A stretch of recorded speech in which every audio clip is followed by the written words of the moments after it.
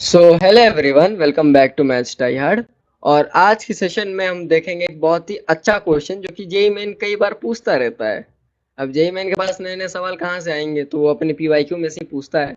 तो मैं एक डेफिनेट इंटीग्रेशन का तुम्हें बहुत ही ज्यादा रिपीटेड स्टाइल का पीवाईक्यू बता रहा हूँ।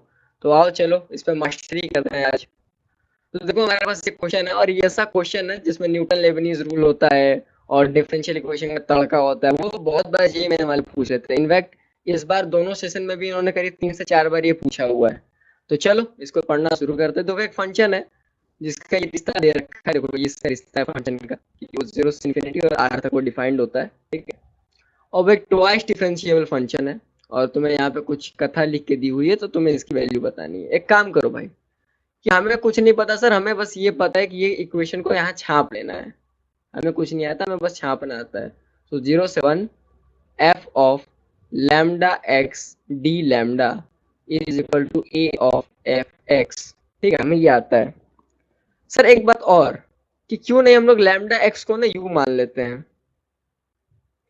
तो डी लैम्डा एक्स सर हमारा क्या हो जाएगा, 1/x डी यू हो जाएगा। ठीक है, ये बात यहाँ तक समझ में आ रही है? जी सर, यहाँ तक समझ में आ रही है। अब क्यों ना इसी इक्वेशन को, ये जो हमें इक्वेशन यहाँ से जो प्राप्त हुआ है, क्यों ना इसको इसके इसमें डाल दिया जाए। तो हमें क्या मिलेगा, हमें मिलेगा 1/x इंटीग्रल करेंगे हम लोग 0 से 1, 0 से x, सॉरी 0 से x, क्योंकि उसी के अकॉर्डिंग लिमिट्स भी बदलेंगी ना। 0 से x, और उसके बाद वो आपका हो जाएगा f of u D you. ठीक है, और ये हो जाएगा ए ऑफ एफ एक्स। ये बात यहाँ तक समझ में आ रही है? जी सर, यहाँ तक समझ में आ रही है। हमने कुछ नहीं किया, इस इक्वेशन में बेसिक डेफिनेट इंटीग्रल की सब्स्टिट्यूशन यूज किया है, और हमारे पास एक ये चमचमाता हुआ प्यारा सा छुटकू इक्वेशन आ गया, जिसके ऊपर हम लोग सारी कलाकारी करेंगे। अब देखो इस इक्वेशन को ना तुम डिफ्रेंशिएट कर दो। अब इस इक्वेशन को तुम डिफरेंशिएट कर दो, अब इस इक्वेशन को तुम डिफरेंशिएट कर दो। तो डिफरेंशिएट के लिए यहाँ पे क्या लगाओगे तुम? सर यहाँ पे हम लोग लगाएंगे न्यूटन लेबनीज रूल, जो कि ये जे मेंस वालों का और जे एडवांस वालों का दोनों का फेवरेट है। तो न्यूटन लेबनीज रूल को लगाते हैं। जब तुम न्यूटन लेबनीज रूल को लगाओगे तो यहाँ पे तुम्हें मिलेगा एफ ऑफ एक्स। ठीक है, यहाँ पे तुम्हें मिलेगा F of x, F of x, और वो इक्वल टू हो जाएगा जब तुम यहाँ पे लगाओगे, सो ए हो जाएगा, जो कि कॉमन लेंगे एक्स हो जाएगा यहाँ पे। उसके बाद हो जाएगा F dash x, F dash of X plus यहाँ पे एक बार और लगेगा, तो ये हो जाएगा एफ एक्स। तुम्हें ये इक्वेशन मिल जाएगी। ठीक है, ये तुमने कहाँ से लगाया कि ये तुमने लगाया है न्यूटन लेबनीज रूल से। ठीक है, वो एक नहीं था कि इंटीग्रल हम लोग करेंगे, जैसे ये इंटीग्रल समझ लो 0 से x है, कुछ अंदर में ये t का फंक्शन है dt है, तो उसको हम लोग डिफरेंशिएट करने के लिए, जैसे सपोज करो कि ये f, ये सपोज कर लो कि g ऑफ x है ना, तो ये इस वैल्यू को यहाँ डाल देते, इसका डिफरेंशिएशन मल्टीप्लाई इसको डाल देते, तो उसका डिफरेंशिएशन।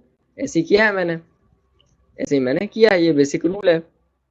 अब एक काम करो कि सर यहाँ तक तो हो गया, अब क्या करें? कुछ मत करो भाई, एक काम करो, इसको थोड़ा सा फैला लो। F of X is equal to A of X into में F dash of X plus में A times of F X. ये बात हो गई? जिससे ये बात हो गई। एक काम करो, अब एफ एक्स को एक साइड लेकर के आओ, तो इधर तुम्हें मिलेगा 1 - a times of F x. मैंने बेसिकली इस एफ एक्स को ना इधर लेके आ गया, मैं इस एफ एक्स को इधर लेके आ गया हूँ। ठीक है, प्लस हो जाएगा, और ये तुम्हारा इक्वल टू किसके हो जाएगा?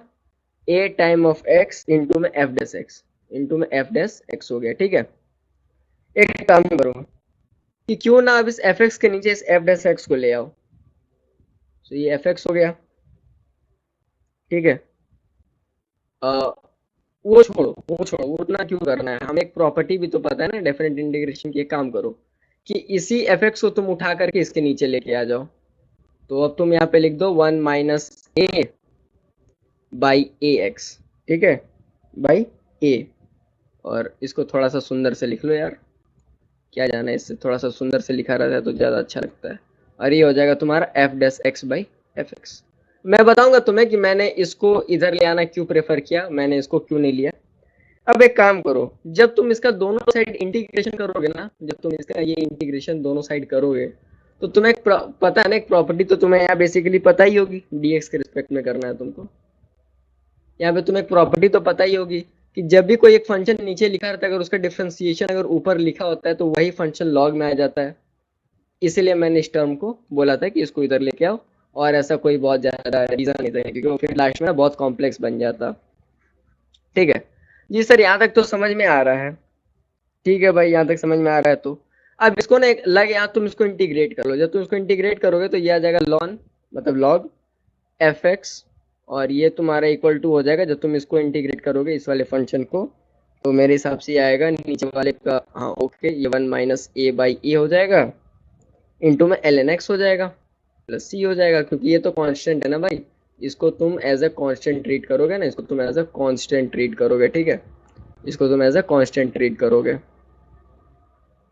अब ये बात तो हो गई, तुम्हारे पास ये एक चमचमाता हुआ यहाँ पे भी एक इक्वेशन आ गया।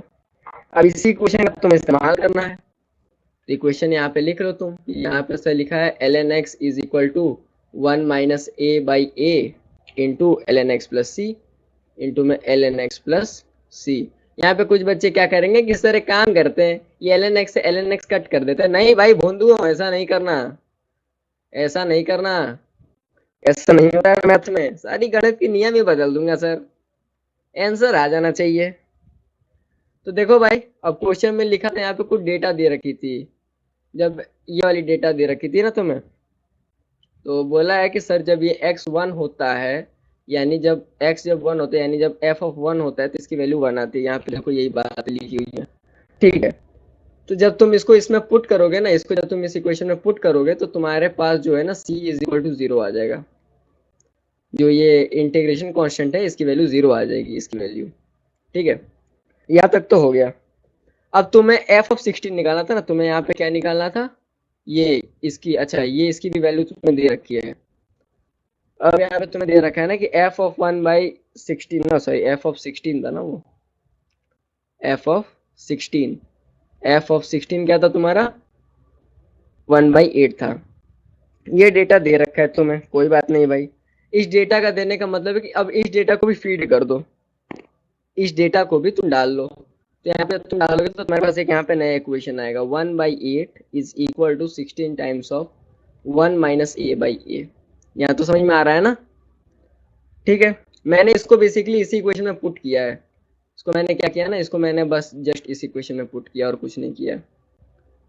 ठीक है, तो अब ये हो गया सर। जी सर, क्या तुम इसको 2 की पावर में नहीं लिख सकते, इसको लिख सकते, एकदम लिख सकते, इसको 2 की पावर -3 लिख सकते हैं, इसको भी 2 की पावर में लिख दो।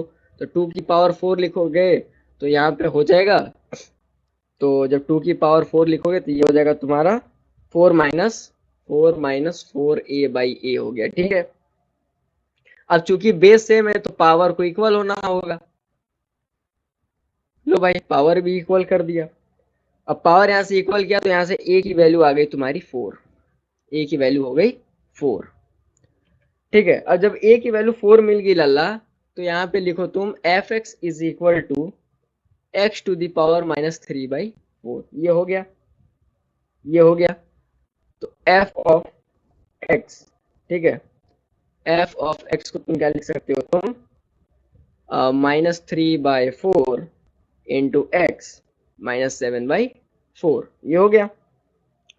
एक काम करो यहाँ पे तुम कि put x is equal to 1/16। अब तुम x को 1/16 पुट कर दो, तो f' ऑफ 1/16 क्या आ जाएगा सर, f' ऑफ 1/16 हो जाएगा हमारा -3/4। ठीक है, इंटू 1/16 हो गया, और यहाँ पर हो जाएगा -7/4। ठीक है, यानी यहाँ से ये तुम्हारा हो गया -3/4। ठीक है, टाइम्स ऑफ 2, और -4x हो गया सर, और -7/4 हो गया सर। ये बात भी सही है, चलो बहुत बढ़िया। तुमसे क्या पूछा था, तुमसे यहाँ पे किसकी वैल्यू पूछी थी भाई, अच्छा तुमसे यहाँ पे इसकी वैल्यू पूछी थी ना, 16 - f'(16)। तो निकाल लो कि सर हमसे 16 - f'(16) का वैल्यू पूछा था। ठीक है, f' ऑफ 1/16 था ना, f' ऑफ 1/16 था ना। तो तुमसे किसकी वैल्यू वो पूछा था, तुमसे वैल्यू पूछा था वो 16 - f' ऑफ 1/16 की वैल्यू पूछा था। एक काम करो कि 16 - f' ऑफ 1/16 का वैल्यू कितना आया है तुम्हारे पास, -96 आया है, -96 आया है। यहाँ पे पुट कर लो -96 इज इक्वल टू 112, जो कि ये तुम्हारा आंसर है। जो कि ये तुम्हारा आंसर, इसका आंसर होगा 1/2। अब देखो, इसका आंसर तो तुम्हें मिल गया, लेकिन सोचने वाली बात ये है कि सर इस क्वेश्चन में खास क्या था। मैं बताता हूँ इस क्वेश्चन में खास क्या था। देखो, सबसे पहली बात कि इतना लंबा था। उतना लंबा कैसे था कि पहले तुम्हें यहाँ पे सब्स्टिट्यूशन करना पड़ा। मैं तुम्हें स्टेप बाय स्टेप लिख देता हूँ। तो तुम्हें पहले स्टेप में करना पड़ा सब्स्टिट्यूशन, सब्स्टिट्यूशन, ठीक है। सेकंड स्टेप में तुमको न्यूटन लेबनिज की थ्योरम लगानी पड़ी। थर्ड स्टेप में तुमने क्या किया, थर्ड स्टेप में तुमने बेसिकली जो है इंटीग्रेशन किया। थर्ड स्टेप में तुमने इंटीग्रेशन किया, इंटीग्रेशन किया, ठीक है। फोर्थ स्टेप में तुमने फिर जो है फिर तुमने वैल्यूज को निकाली और पुटअप किया। फोर्थ स्टेप को बेसिकली तुम मान लो कि तुमने वैल्यू पुटअप किया और आंसर निकाला। दिक्कत ये है भाई कि ये इतना लंबा क्वेश्चन है ना कि तुम यहाँ तक पहुंच ही नहीं पाओगे। ये इतना लंबा क्वेश्चन है। नो डाउट आसान क्वेश्चन है ये, लेकिन बहुत लंबा क्वेश्चन है। अगर थोड़ा सा भी गलती बना तो पूरा चौपट हो जाएगा। वेल, अगर वीडियो पसंद आता है भाई तो वीडियो को लाइक करना, शेयर करना, सब्सक्राइब करना। तुम्हारे एक लाइक से बहुत मोटिवेशन मिलता है वीडियो बनाने का। और टेलीग्राम पे नहीं जुड़े हो तो टेलीग्राम पे सर्च कर लो मैथ्स टाई हार्ड से, ठीक है। और यहाँ पे जुड़ने का ये फायदा रहेगा कि मैं पर्सनली तुम्हें सॉल्यूशन दिया करूंगा, ठीक है। जेई मेन जे एडवांस से क्वेश्चन भी करते हैं हम लोग, brain twisting coaching, smart technique और ब्यूटीफुल लॉजिक के साथ। तो तब तक के लिए बने रहना, बाय बाय, क्योंकि मैथ सीखना है यहीं से, पढ़ लो चाहे कहीं से।